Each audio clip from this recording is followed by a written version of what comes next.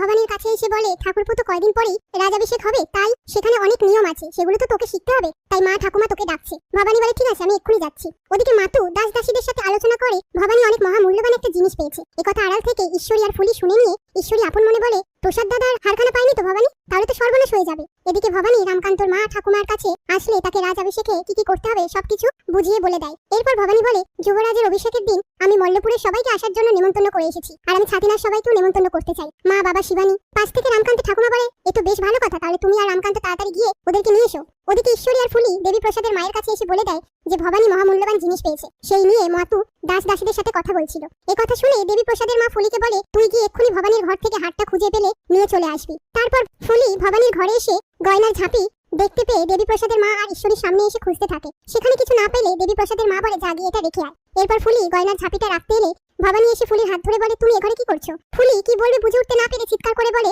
আমার হাতটা মুচকে দিল গো।